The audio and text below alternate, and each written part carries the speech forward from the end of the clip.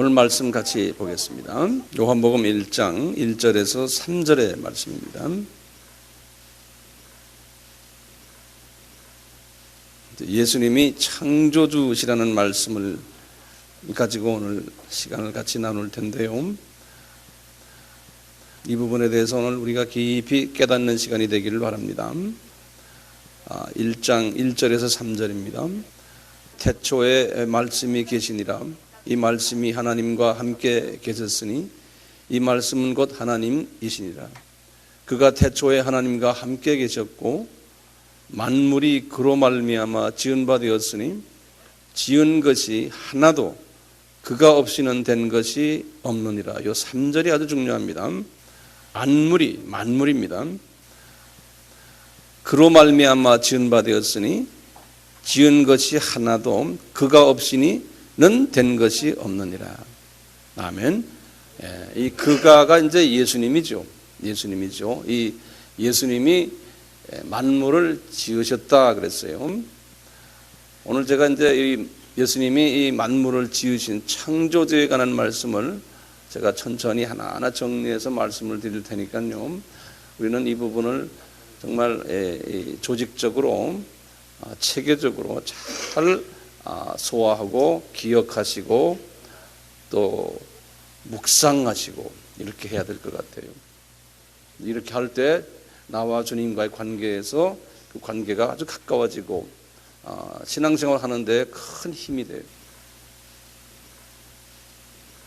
우리가 계속해서 지금 오늘 9번째인데요. 예수님의 그 기독론에 대해서 말씀드린 오늘은 창조주 되시는 예수님. 예수님께서 분명히 여기서 지금 요한을 통해서 하신 말씀이 나는 창조주다 그러시는 거예요. 그런데 우리가 마태복음 이렇게 여러 부분에서 예수님이 창조주라는 이야기가 마태복음에도 많이 나오고 요한복음, 누가복음, 그 다음에 바울의 편지에도 많이 나오거든요. 이제 이 말씀을 우리가 이제 계속 볼 텐데요. 창세기 1장 1절 아시죠? 태초에 하나님이 그러실 때요. 그때 하나님은 뭐였던가요? 엘로힘, 그래서 삼위 하나님이죠. 삼위 하나님이 천지를 창조하셨잖아요. 그런데 실제로 손을 가지고 창조하신 분은 누구라 그랬던가요? 예수님이라 그랬죠. 예수님이 실제로 하신 분이에요.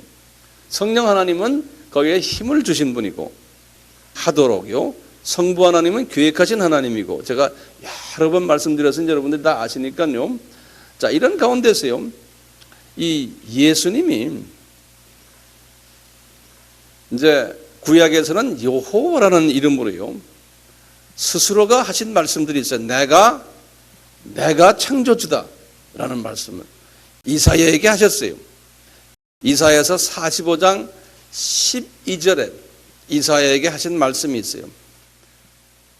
여호와 하나님이 이사야에게 말씀하시되 내가 땅을 만들고, 그 다음에 잘 보세요. 그 위에 사람을 창조하였으며, 그 다음에 또 뭐라 그러셨냐면요. 내가 내 손으로 하늘을 펴서 만들고, 그러면 하늘이라는 건 2층천과 1층천과 2층천이 우주를 전부 다 말하는 거예요. 우주의 그 별들, 수없는 별들이요. 이것을 내가 내 손으로 하늘을 펴서 만들고 천사들을 그곳에 내가 만들어서 진치게 했다 그랬어요. 천사들을요. 이 모든 우주를 내가가 누굽니까? 예수님이 하셨다는 거예요. 예수님께서요. 그 후에요. 모세에게도 똑같은 말씀하셨어요. 이 십계명을 모세에게 주신 후에요. 십계명이 출애굽기 20장이거든요.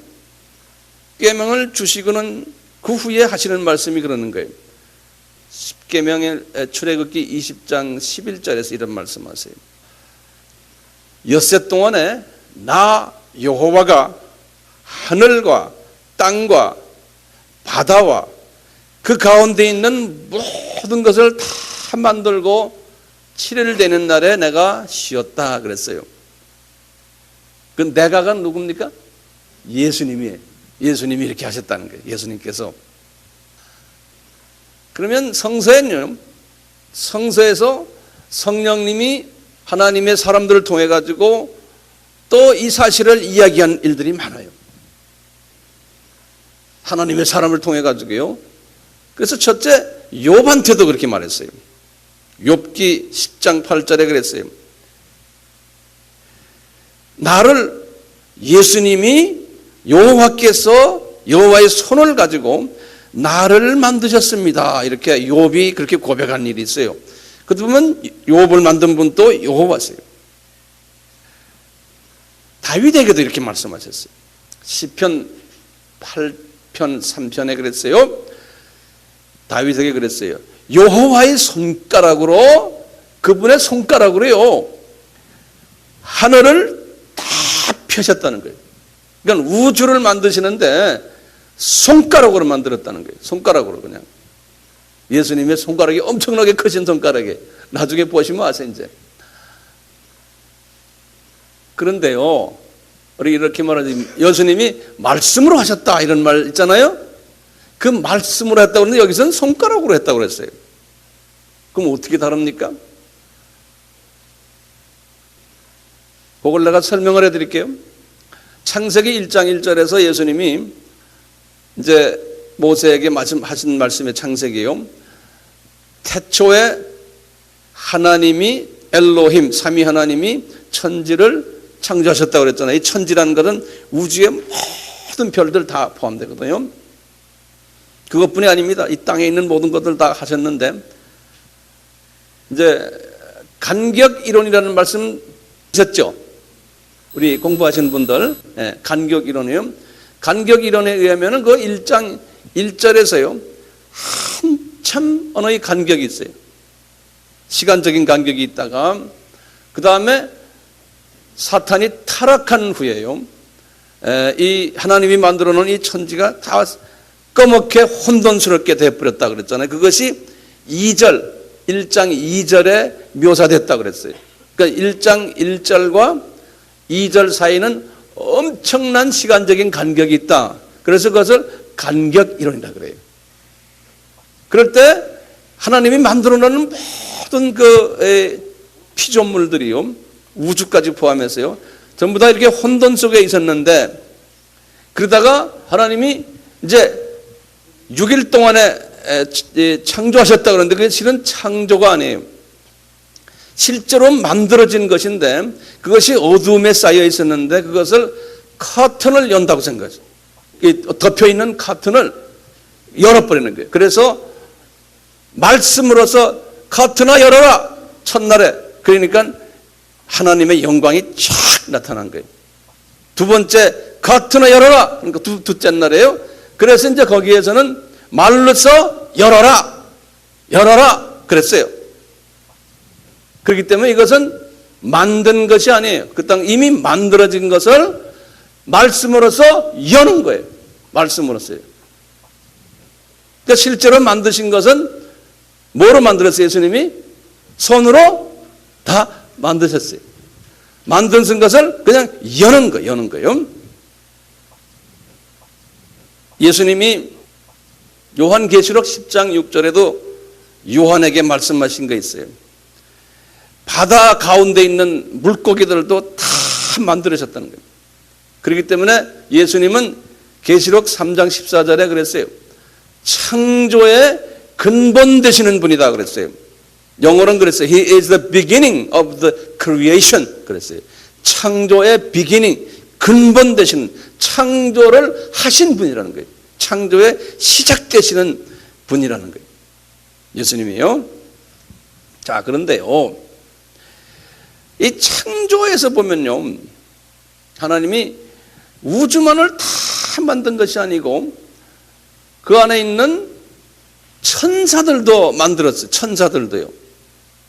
그런 모습들이 사도 바울에게 하신 말씀 중에 있거든요. 다윗에게도 말씀하셨지만 골로새서 1장 16절에 보시면 그랬어요. 만물이 그에게서 창조되되 하늘과 땅에서 보이는 것들과 또 우리 눈에 보이지 않는 것들과, 그 다음에 뭐라고 그러냐면요, 보좌들과 주관자들과 정사들과 권세자들과 이건 뭐냐면 천사의 계급을 말을 해요. 예, 천사들을 이렇게 다 만들게요. 그 다음에 중요한 말이 있어요. 이 만물들을 다 만드신 다음에 왜 만들었냐면요. 이유가 뭐냐면 예수님을 위해서 만들었다는 거예요. 예, 이게 중요한 개념입니다. 그를 위하여 이 모든 것을 창조했다는 거예요. 누굴 위하여? 예수님을 위하여, 또 예수님에 의하여. 예, 다시 말합니다. By Him, 그 다음에 For Him. 그러니까 이 모든 창조물들은, 피조물들은 예수님에 의해서 만들어졌고 예수님을 위해서 만들어졌다는 거예요. 우리도 거기에 포함돼요. 우리도 지금 만들어진 것이 하나님의 어떤 목적을 위해서 우리도 만들어졌다는 거예요. 그분을 위해서요. 자, 그런데요, 이분이 만들어 놓고 가만히 놔둔 것이 아니고요. 성서에는 분명하게 말했어요. 이분이요, 만들어 놓고요, 이 만유를 통치하세요. 이분이 관리하세요. 통치하시고 관리하시고. 그래서 예수님은 만유의 통치자다 그랬어요. 시편 103편 19절에 그랬어요. 여호와께서 그 보좌를 하늘에 세우시고 그 주권으로 만유를 통치하신다는 거예요. 통치하신다는 거예요. 이런 의미에서요, 이 만유가요, 지금 우주를 보면은 별 세계가 엄청나게 크거든요. 현대 과학이 이 우주를 재질 못해요. 너무나 크기 때문에. 네. 광년으로 따지니까요. 엄청나게 큰 우주를요, 관리하시는 분이니까 성서에서는 그래서 이 크신 예수님을요, 여호와는 광대하시다 이런 말을 써요. 그런 말, 광대하시다는 말 들어봤죠? 예? 그는 광대하시니, 영어로는 He is great, 그래서 great이라는 말을 썼는데요. 그는 광대하시고, 그 다음에 존귀하시다 그랬어요. 다 이게 존귀하시다는 말이 한국말 번역이 좀 잘못되는, 이게 영어로는 뭐냐면 splendor. 그러니까 엄청나게 크시고, 엄청나게, 그걸 뭐라고 말하면 돼요? 한국말 splendor. 엄청나다는 소리예요. 그 다음에 지금 여기 시편 104편 1편을 제가 지금 말씀드렸는데요. 그 예수님은 권위로 옷 입으셨던데, 권위란 말도요, 영어로는 이렇게 됐어요. majesty 그랬어요. majesty란 것은 임금님을 majesty라고 그래요. 임금님을요. 그러니까 이분이 이렇게 이 우주, 엄청난 큰 우주에 임금님 옷을 입고 말이죠, 이 우주를 다스리는 왕으로서 딱 정정하고 계시다는 거예요. 근데 우리가 예수님을 이 사진 프레임에 예수님 사진 보고 자꾸 이런 관심이 있어가지고요, 예수님을 그저 우리 수준으로 생각하는 그런 착각을 할 때가 많아요. 그리고 예수님은 내 친구니까 예수님 나를 위해서 죽으셨지, 뭐 예수님을 우습게 하는, 가볍게 하는 이런 추세가 어느 정도 있어요. 지금 여기에 예수님이 계신데 바깥에서 예배 시간 들어오지 않고 마음대로 떠드는 사람도 있어요. 이게 가능합니까? 이 예수님에 대한 이 엄청난 광대하심과 크심과 위대하심을 생각할 때 감히 그럴 수가 있어요. 피조물들이 예수님의 이 창조도 되심을 안다면요, 이분에 대한 경외함이 엄청나게 생겨나야 되는 거예요. 이 피조물들이 말이죠, 성질 급하지 않으세요? 이분이 정말 성질이 듬듬하신 분. 가만 놔두세요. 얼마나 마음이 넓으신 분인지 몰라요. 이 피조물들 같으면 말이죠, 우리 같으면 참지 못하죠. 여호와의 크심이 얼마나 크시냐고 성서에는 이렇게 말했어요. 이사야서 66편 1절에 보시면요, 이분이 그러는 거예요. 얘들아, 내 의자가 얼마나 크냐면 내 의자가 하늘, 이 우주가 내 의자라는 거예요. 이분이 하늘은 나의 보좌요 하는 건 의자라는 소리, 의자. 왕께서 앉는 이런 강대상 큰 의자들 있죠.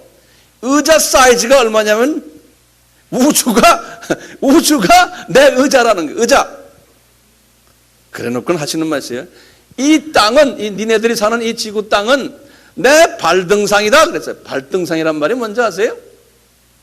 발등상? 영어로는 footstool이라고 그래가지고요. 우리가 의자에 앉으면 발 올려놓는 거 있죠?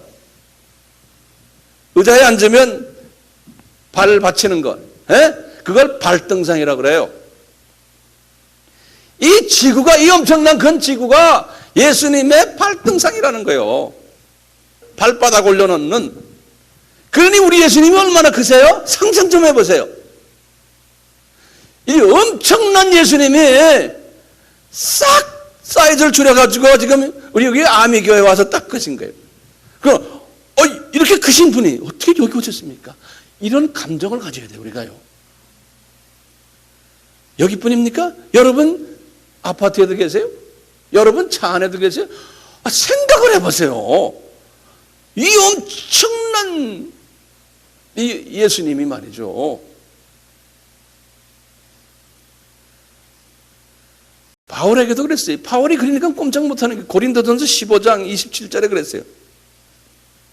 만물이 예수님의 발 아래 두셨다는 거예요. 만물이요, 만물이 이 우주, 이 엄청난 수조의 이 별들이요, 예수님의 발바닥 밑에 이러고 있다는 거예요. 예수님이 얼마나 크세요?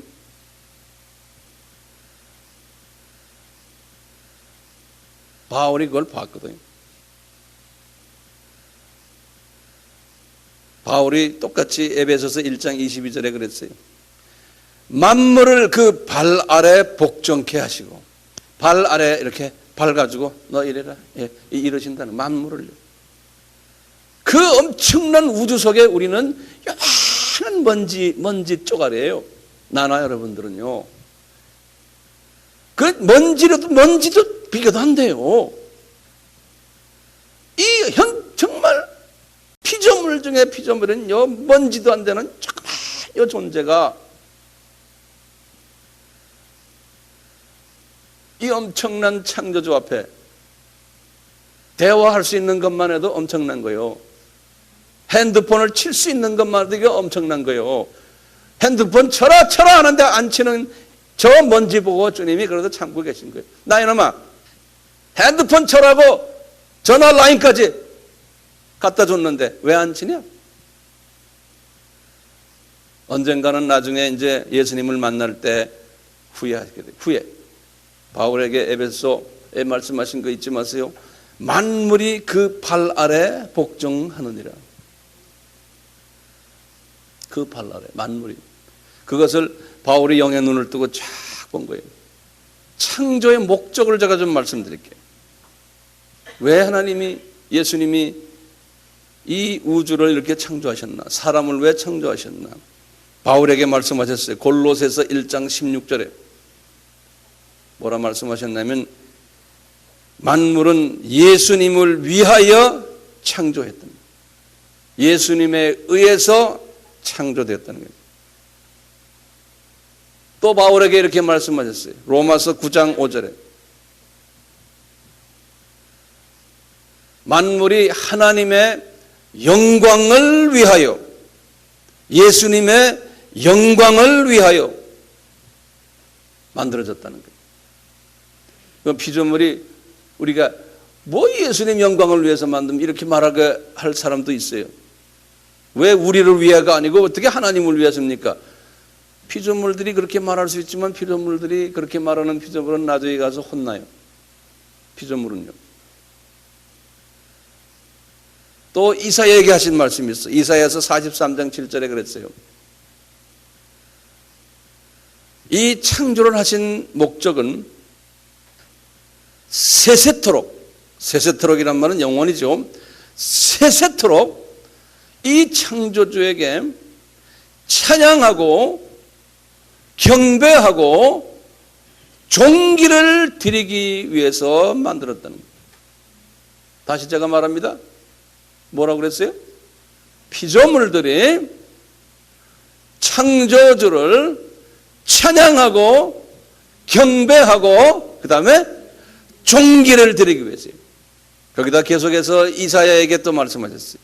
이사야서 43장 7절 또 43장 21절에 그랬어요. 예수님이 이사야에게 그러는 거예요. 내 여호와가 말하노라 내 영광을 위해서 만물을 내가 창조하였다. 내 영광을 위해서 내가 만물을 창조했다는 거예요. 그 속에 내 백성을 집어넣는데 내 백성은 그렇기 때문에 나를 찬송해야 된다는 거예요. 내 백성은 이 하나님의 사람들이요, 이 하나님의 창조의 목적을 깨달은 다음에 영의 눈을 떠서요, 이 우주를 딱 들여다보니까요 세상에 깜짝 놀라는 거예요. 뭘 놀라는지 아세요? 이 우주가요, 우주에 있는 삼라만상의 모든 나무들, 동물들, 심지어는 말이죠, 조그만 아메바까지요, 전부 다가 창조됐죠. 그러면 창조된 목적이 뭐예요? 하나님의 영광을 위해서죠. 그렇죠? 그걸 구체적으로 하나님을 찬양하고 경배하고 존귀 올리기 위해서 만들어졌다고 그랬죠. 그것을 이분들이, 유명인사들이 다윗이나 바울이나 이사야나 이런 사람들이 영의 눈을 뜨고 이 우주 만상을 본 거예요. 보니까 말이죠, 다윗 같은 사람은 시편 65편 12절에서 13절에 이렇게 본 것을 표현하는 거예요. 작은 산들이 기쁨의 띠를 띠고서는 춤을 추면서 하나님께 영광을 드리는 이 산들이요, 초장내는 양떼들이 이렇게 하고 있고, 골짜기를 들여다보니까요 그 안에 있는 꽃들과 곡식들이 다 즐거이 외치면서 창조주를 찬양하더라는 거예요. 이 모든 피조물들이 지금 다예요. 이런 것을 이 영의 눈으로 또는 혼의 눈으로 본 분들이 그림도 그리고 이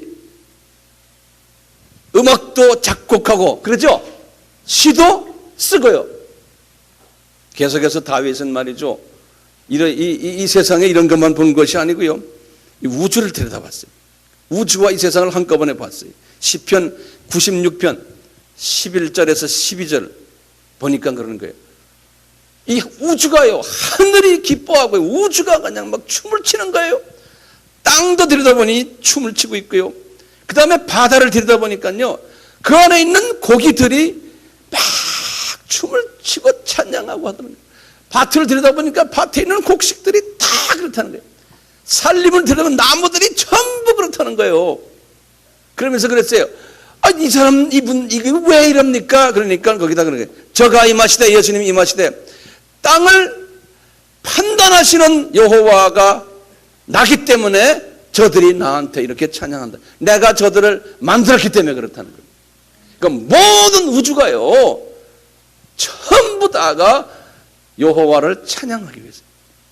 인간의 역사도 지금요, 전 세계 역사가 지금 복잡하게 돌아가지만요, 이것은 우리가요 인간의 눈으로 보면 그렇지만 우리 주님의 눈으로 보면 역사를 주관하시는 알파 오메가 되시는 이분에 의해서 지금 역사가 움직여지면서 이 역사가 다 예수님의 뜻을 이루기 위해서 지금 역사가 지금 춤추고 있는 거예요.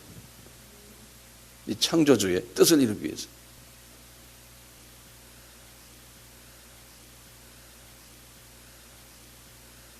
다윗에게 주신 걸 몇 가지 우리가 좀 봅시다.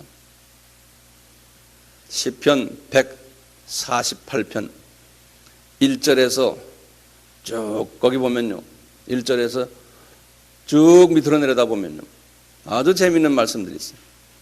1절에서 한 10절 가까이 보면요, 기가 막힌 말씀들이 있어요. 한번 성서 한번 열어보세요. 148편 시편. 이 다윗이 이런 부분에서 아주 굉장히 주님의 사랑을 받았던 사람이에요. 이분이 영의 눈을 뜨고 영의 눈만은 뜬 거 아니에요. 영의 귀까지 열렸어요, 다윗이요. 그러니까 거기에서 다윗이 감동적으로 자기가 듣고 본 것을 기록한 거예요. 할렐루야, 하늘에서 여호와를 찬양하며 높은 데서 찬양할지어다. 그 모든 사자여, 천사들이요, 찬양하여 그 모든 군대라는 것은 천사의 무리들을 군대라고 그래요. 천사의 무리들이. 이분이 이걸 다 본 거예요. 해와 달아 찬양하며 광명한 별들아 찬양하며, 이 우주의 엄청난 모든 별들이 다 찬양하는 거예요. 5절에 그것들이 여호와의 이름을 찬양할 것은 저가 명함에 지음을 받았습니다. 목적이 왜 그래요? 저들이 피조물 드리기 때문에. 누구에 의해서? 예수님에 의해서. 예수님을 위해서 피조물 드리라는 거예요. 5절 보세요. 그것들이 이렇게 지음받았고, 6절에 저가 또 그것들을 영영히 세우시고 패치 못할 명을 정하셨다. 이분이 관리하신다는 거예요. 예수님께서 이것들을요, 7절에 저희 용들과, 그런데 여기 용이라는 거는 한국말 번역이 잘못됐는데요, 이건 사탄을 말하는 게 아니에요. sea monster라고 그랬어요. 바다에 있는 큰 고기, 큰 고기를 용으로, 여기 우리 한국말로, 영어로는 sea monsters라고 그랬어요. 바다에 있는 큰 고래 같은 큰 고기들이에요. 너희 고래들과 바다여 땅에서 여호와를 찬양하라.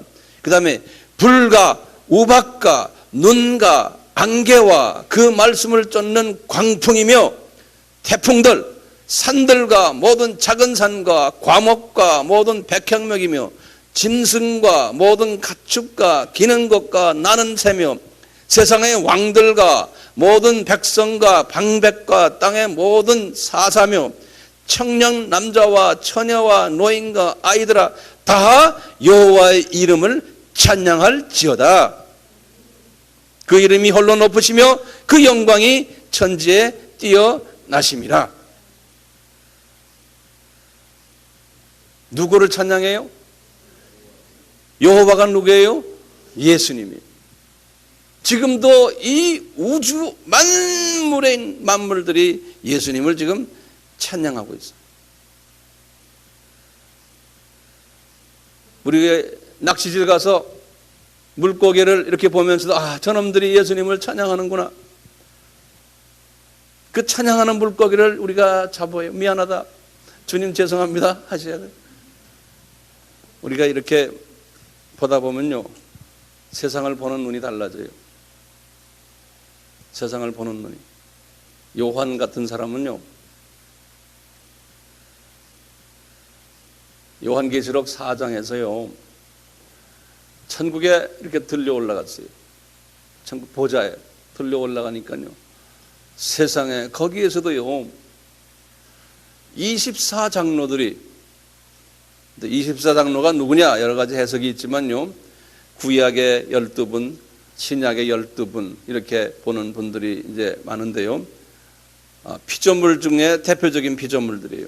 이분들이 보좌 옆에 서요, 예수님 보좌에 앉으신 예수님 앞에 엎드려 가지고 경배하고 자기들의 면류관을 보좌에 이렇게 던지면서 말하기를, 이런 장면을 본 거예요. 우리 주 하나님이요, 영광과 존귀와 능력을 받으시기에 합당하오니 주께서 만물을 지으신 까닭이라 그랬어요. 만물이 주의 뜻대로 있었고, 그리고는 또 주의 뜻대로 지으심을 받았나이다 그랬어요. 요한계시록 4장 10절에서 11절에. 지금도 이 24장로들이 하늘 보좌에서요 꿇어서 하는 게 뭐냐면 예수님께 이렇게 찬양을 드리고 있는 거예요. 우리도 나중에 이제 하늘에 올라가면 그 예수께 찬양을 드리도록 우리가 지음을 받은 거예요.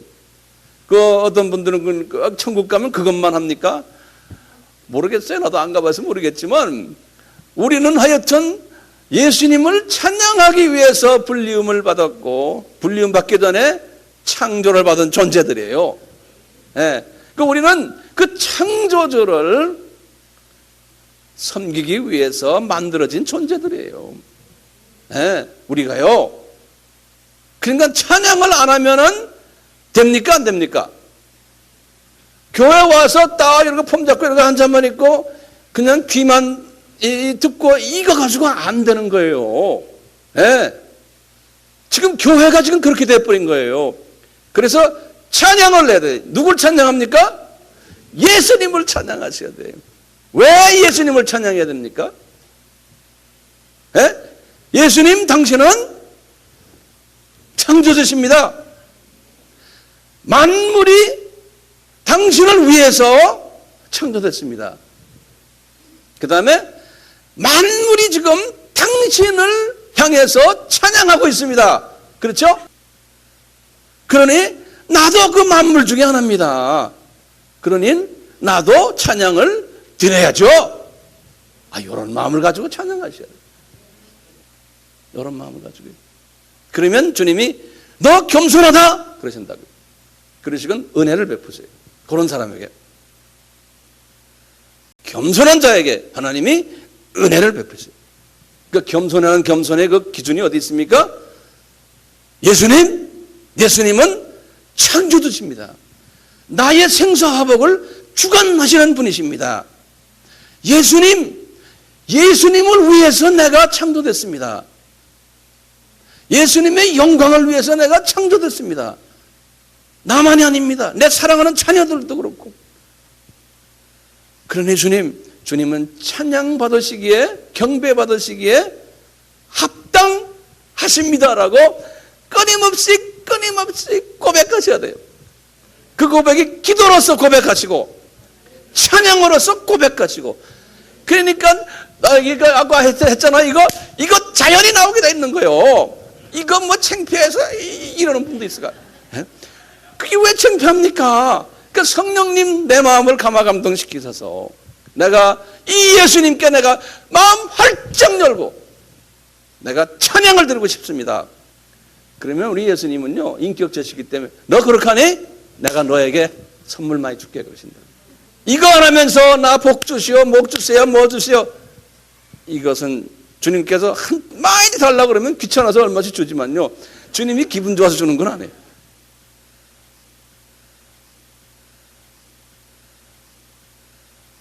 여러분들, 예수님이 십자가에 달리시고 부활하신 후에요, 다윗이 시편 22편에서 미리 보셨어요. 1000년 전에 다윗이 시편 22편은 예수님의 그 십자가 사건을 1000년 전에 다윗에게 보여준 거예요. 그래서 유명한 시편 22편이 유명한 절이에요. 유명한 장이거든요. 시편 22편에 예수님이 십자가에서 어떻게 달리실 것을 자세히 설명했어요.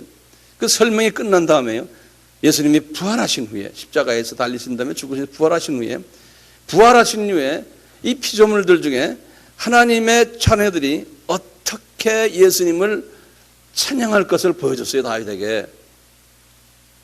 거기 이제 시편 22편에 나와요. 27절에서 28절에 아주 자세하게 나와요. 미리 다 다윗에게 보여준 거예요.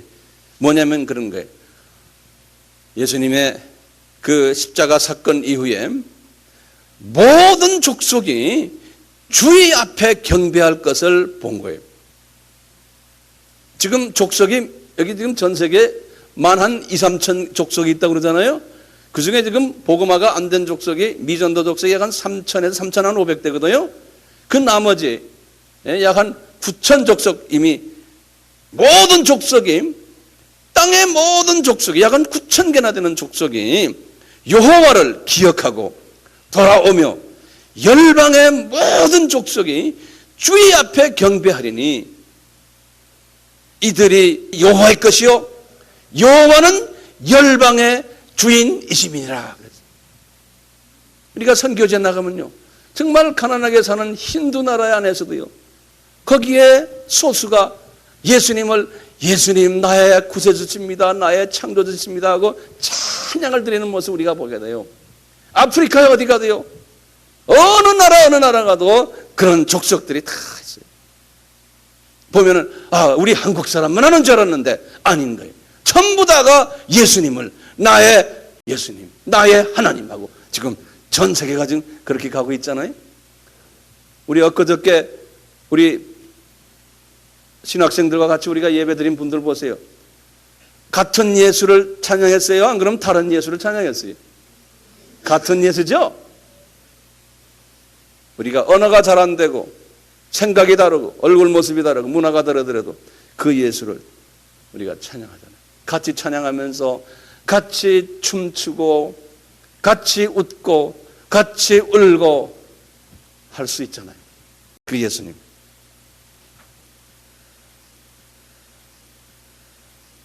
계시록에서 보면요 7년 환란 때 요한에게 미리 보여주신 게 있어요. 계시록 14장 7절에 요한에게 뭘 보여줬냐면요 천사들이요 수 없는 천사들이 하늘과 땅과 바다와 물들의 근원을 만드신 이 예수를 향해서 경배를 드리는 모습을 보았다는 거예요.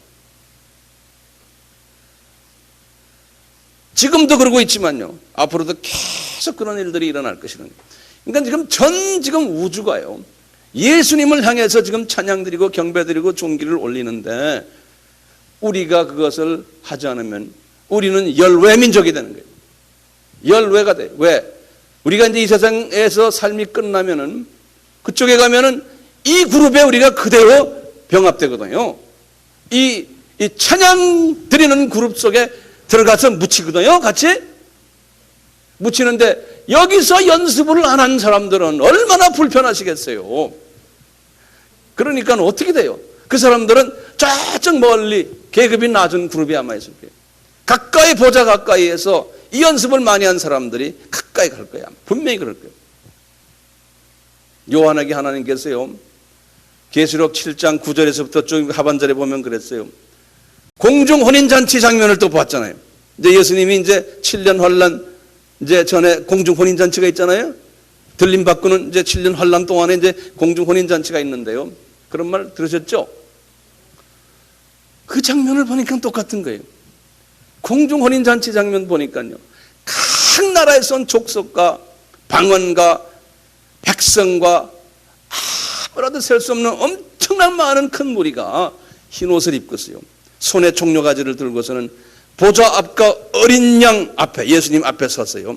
큰 소리를 외쳐 가로되 구원하심이 보좌에 앉으신 우리 하나님과 어린 양에게 있더라. 이거 우리 찬송도 하잖아요. 이걸로요.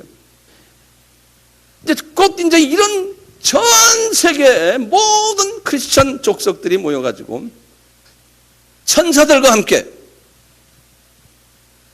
이 하나님께 예수님께 경배하게 된다는 거예요. 그러면서 이분들이 뭐라 말하냐면 12절에 보니까 아멘 찬송과 영광과 지혜와 감사와 존귀와 능력과 힘이 우리 여호와 하나님께 세세토록 있을지어다. 이렇게 하시는 거예요.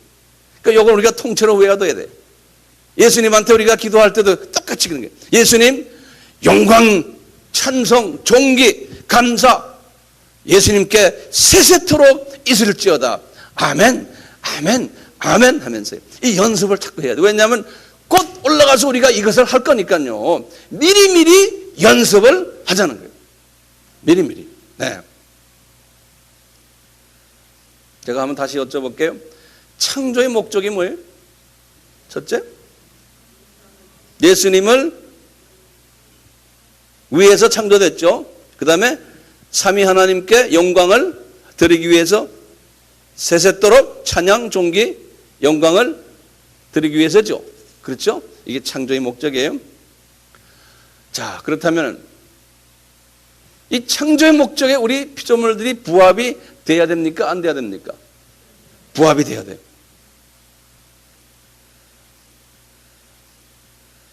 그래서 하나님은요, 우리 피조물들에게 이런 걸 가르쳐 주셨어요. 얘들아, 너희들 부모들을 봐라, 부모. 그러면서 에베소 6장에 그랬어요.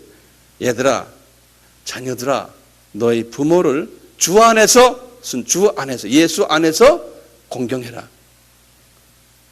왜 그런 말 쓰셨을까요? 우리가 수준을 좀 낮췄으면 육신의 부모님이 나를 만든 분이죠. 그렇죠? 그러니까 창조한 분이 너희 육신의 부모다.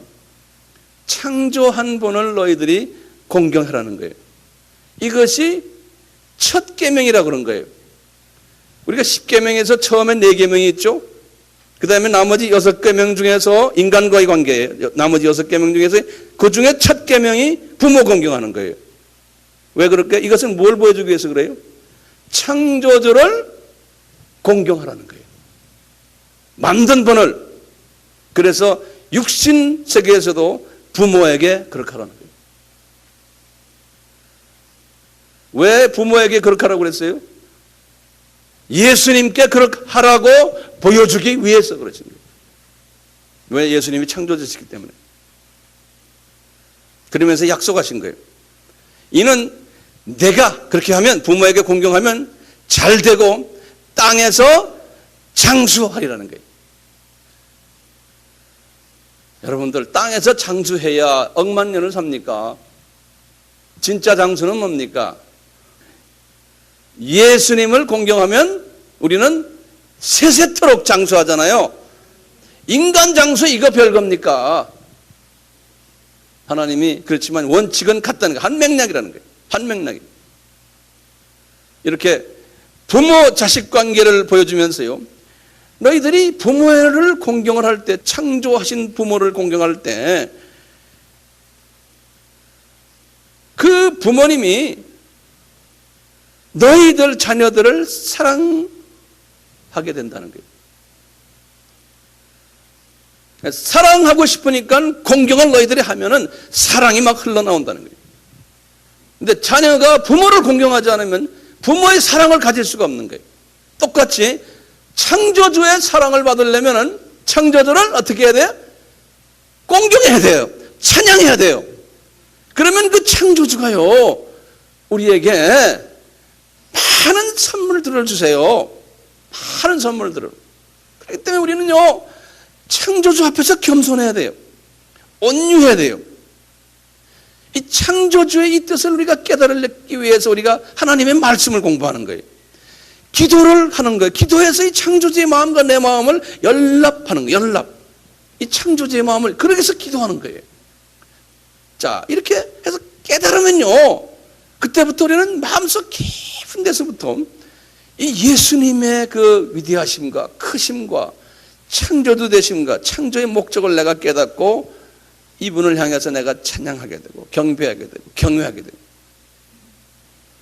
이러면 이 피조물들에게요, 하나님이 기분이 좋으시니까 하나님이 많은 것으로서 선물을 주세요. 요 선물을 준다니까 기가 바짝 하시네요. 우리 피조물들은 이렇게 얄팍해요. 뭐 나한테 뭐 이익이 있을 때 좋아해요. 그걸 아시고 하나님이 이 피조물들에게 기분 좋은 선물들을 약속하셨어요. 이렇게 하실 때 뭐냐면요,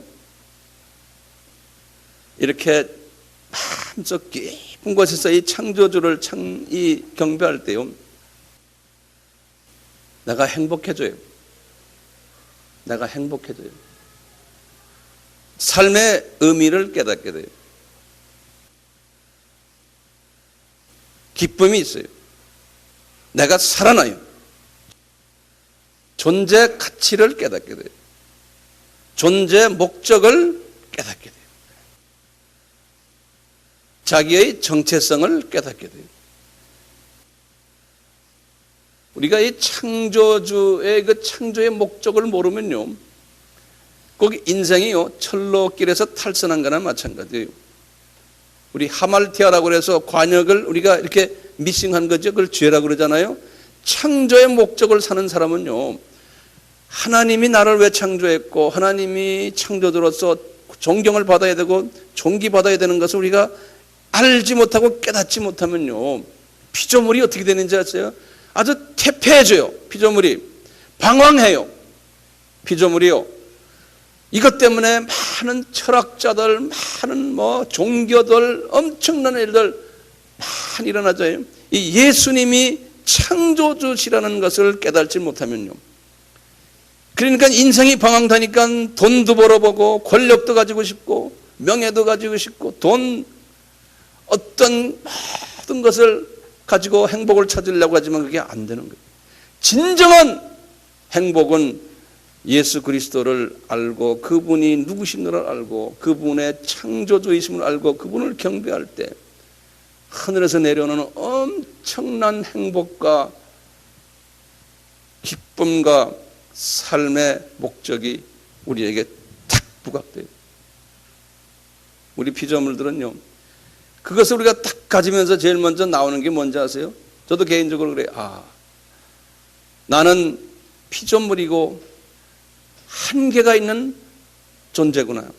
이것을 깊이 깨달아요. 나는 시한성이 있는 존재구나. 나는 무능한 존재구나.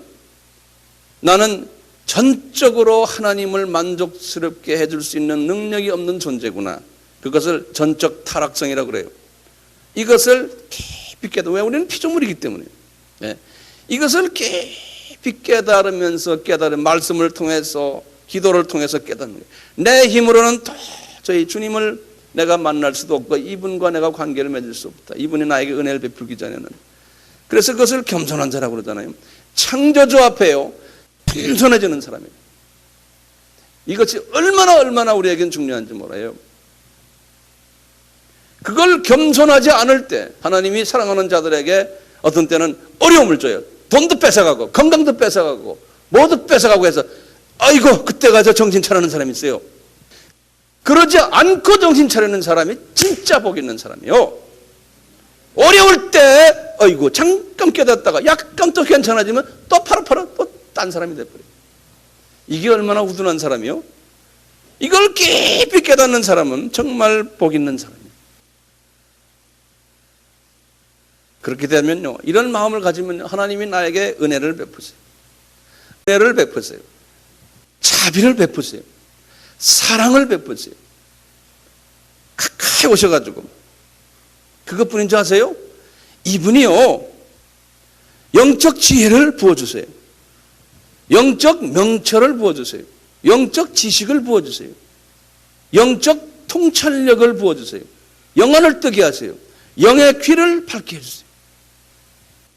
바울이나 모세나 다윗이나 이런 분들이 다 이걸 경험한 사람들. 창조주를 깊이 만날 때 이렇게 하다 보면은 주님이 제가 지난 시간에 말씀드린 것처럼 조그마한 겨자씨만한 믿음을 가지게 돼요. 믿음. 그 믿음을 가지게 되면요, 믿음을 가진 다음에, 믿음은 집을 짓는 데 기초석이라고 그랬죠? 기초라고 그랬죠? 믿음 가진 다음에 그 다음에 뭐가 가지게 돼요? 소망이. 소망은 뭡니까? 우리는 이 세상 사람이 아니구나. 이 세상은 우리가 잠깐 놓고 가는, 그냥 잠깐 있는 이 세상. 우리의 소망은 저쪽 나라에 가게 돼요. 천국 시민으로서의 소망을 가지는 거예요. 이 소망을 딱 가지면요, 이 믿음과 소망을 가지면요, 이 세상에서 지금 모든 일어나는 일들, 나에게 좋은 일들, 좋지 않은 일들, 이것을 그냥 이렇게 밟고 지나가는, 이건 잠깐 있다가 없어지는 것들이에요. 이것을 우리가 이길 수 있는 능력이 나타납니다. 이 수준까지 올라올 때요, 전 문제들 있는 거, 그거 다 주 안에서 그 문제를 기쁨으로 다 해결하는. 주님, 나는 이 문제들 내가 세세토록 달고 다니는 문제가 아니잖아요. 잠깐 나에게 주신 건데 감사합니다. 주님, 나에게 뭘 가르쳐 주시려고 이런 어려움 주셨네요. 천국 소망을 딱 가진 사람은 이까진 문제들 그냥 밟고 지나가는. 문제 있으면 야 그래 거기 좀 있어, 나 따라와. 마음대로 대으로 놀면서 가는 거예요. 그러니까 뭐예요? 진리를 알지니 그 진리가 너희들을 자유케 하리라. 이 진리를 통해서 자유를 받은 사람은 그 다음부터 예수님의 그 사랑을 선물 받게 돼요. 우리 이 세상에 살면서 그 사랑을 선물 받기 위해서 주님이 복 있는 자의 팔복의 말씀 주셨잖아요. 그 연습을 하게 하는 팔복의 말씀, 그걸 주시고는 그게 진짜 어느 정도 정리가 되면 주님이 그러시잖아요. 모든 사람 관계에서 오래 참게 되고 나에게든 불리해도 사랑은 오래 참고, 사랑은 온유하면이라는 말이 뭐예요? 모든 사람에게 젠틀하게. 저 나라를 딱 본 사람이며 그까지 여기서 좀 저 사람 나에게 좀 기분 나쁘게 한다고 내가 그냥 행행거리고 이러면 그거 전 못 본 사람이요. 웬만한 거 그냥 다 안아주고. 투기하지 아니하면, 투기가 뭡니까? 질투를 투기라고 한국말로 써놨어요. 질투하는 사람은 왜 질투합니까? 눈이 이 세상에 가 있기 때문에 질투하는 거예요. 눈이 저 세상에 가 있으면 왜 질투합니까? 아무리 누가 잘 돼도 저건 잠깐이다 하는 게 보이는데, 내 주변에 뭐 잘 되는 사람들 잠깐이야. 저 사람 예수님과 깊은 사랑의 관계가 없으니까 언젠가는 다 무너지겠구나. 그게 내 눈에 보여야 되잖아요. 그거 보이는데 무슨 질투가 있습니까? 질투 있다는 건 그것이 안 보인다는 소리 아니에요. 그게 안 보인다는 소리 아니에요. 얼마나 많습니까? 사랑은 자기 우익을 굳지 않고 쭉 나오잖아요. 이 사랑의 이 수준에 들어가면요, 주님이 바울에게 깨달은 게 있죠. 너를 핍박하는 자를 어떻게 하라? 축복해 주라는 거예요. 이 수준에 올라가면요, 핍박하는 자를 내가 용서해 주고 축복해 줄 수가 있어요. 왜냐하면 핍박하는 자 그 사람 보니까 언젠가는 흙이 될 가능성, 그게 흙으로 보이는 거예요. 그러니까 불쌍하게 보이는 거예요.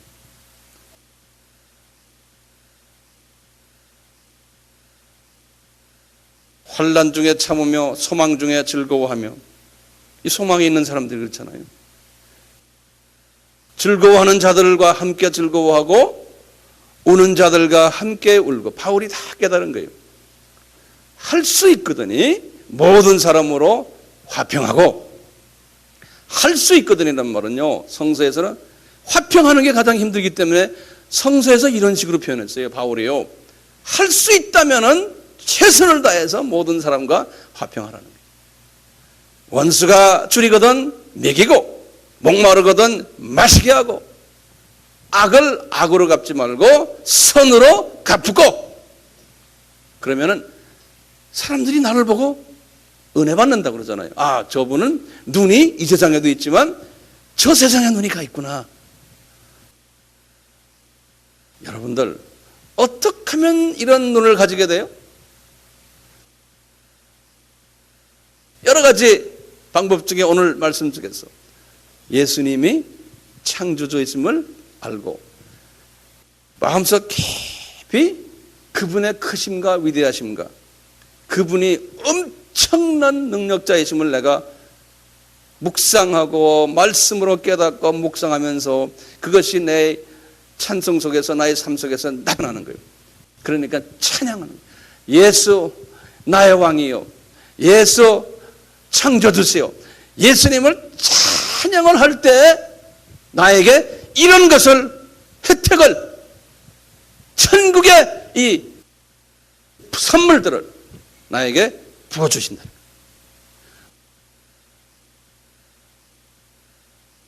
모세도 그랬고 다윗도 그랬고 이사야나 바울, 이분들이 다 그런 삶을 살았기 때문에 그분들의 그 글 쓴 거기에 다 이게 나오잖아요.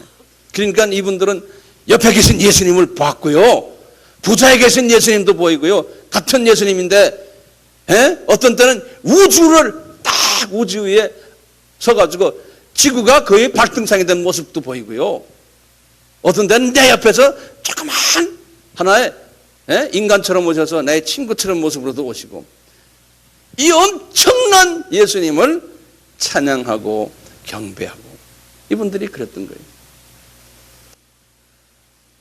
우리가 예수를 믿는다는 것은 이 엄청난 예수님을 내가 체험하고요, 그분을 섬기고 그분을 경외하고 찬양드리고 하는 것이 예수입니다.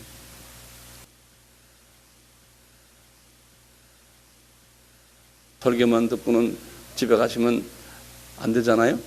이 예수님을 한번 느껴보고요. 예수님이 여기 와 있어요. 이분은 우리가 한번 손을 올리고 마음대로요. 그러니까 주 안에서 자유를 느끼셔야 됩니다. 여러분들 그냥 앉아서 딱 점잖게 이러고 앉아 있지 말고요. 이 예수님 안에서 자유를 느끼세요. 이것은 자기 잘나서가 아니야. 저도 지나가고 나니까 황영현이 네가 잘나서가 아니다. 너는 하나님의 은혜를 받아서 그렇다. 예수님의 은혜다. 바울도 편지마다 그러는 게 그리스도의 은혜 때문에 자기가 이렇게 그리스도의 종이 됐다. 그리고는 이 천국을 내가 다 보고 오고 저 세계에 보고 저 진주를 내가 다 보았다. 이것은 하나님의 크신 은혜다. 그러니 하나님께 감사하는 길밖에 없다. 우리 아미 식구들이요, 이 은혜를 달라고 간구하세요. 네? 이 은혜를 달라고요. 이 은혜를 받으면요, 천국의 비밀이 보이기 시작하고 삶이 변화가 되고 가치관의 변화가 되고 세계관이 변화가 되고, 그러다 보면은 어떻게 하면 많은 열매를 맺게 할까? 이것이 내 민족만 보이는 것이 아니고 이 태민족까지 보이는 거예요. 그래서 우리가 선교를 그래서 하는 거예요. 여기에 따라오세요. 어떤 분들은 매일 기도만 해줘도 이건 따라오는 사람 아닙니까? 이 그룹 속에만 들어와서요, 관심을 딴 데 두지 마시고 여기에 좀 관심을 두시고, 기도로, 돈 없는 사람은 기도로, 건강하지 않는 사람은 들어놓아서 기도해 주시고, 돈 좀 있는 사람들은 돈 좀 내시고, 시간 있는 사람은 같이 일하고요. 같이 이렇게 해서 각자가 가지고 있는 자기 탤런트를 말이죠, 가지고 여기에 초점을 맞추고 같이 한번 해보자는 거예요. 그게 복 있는 사람. 그게 복 있는 사람 아니에요. 그러니까요, 우리 같이 좀 한번 신나게 좀 해보자는 거예요. 창사꾼 마음으로. 거룩한 복음 창사꾼들. 저는 제 자신을 그렇게 생각해요. 저는 복음 장사꾼이다. 그게 복 있는 사람이라는 거예요. 그게 복 있는 사람. 같이 기도합시다. 예수님, 옥초의 사람들은 이렇게 함으로써 30배, 60배, 100배 열매를 맺으신다고 이렇게 말씀하셨는데, 주님, 저희들 이곳에 있는 우리 아미, 우리 동료들 이 복을 누리기를 정말 간구합니다. 이 은혜 베풀어 주시옵소서. 지금 이 시간은 예수 그리스도의 무한하신 은혜와 하나님 아버지의 극진하신 사랑하심과 성령님의 감화감동케 하심이 우리에게 항상 있기를 축원하옵나이다. 아멘.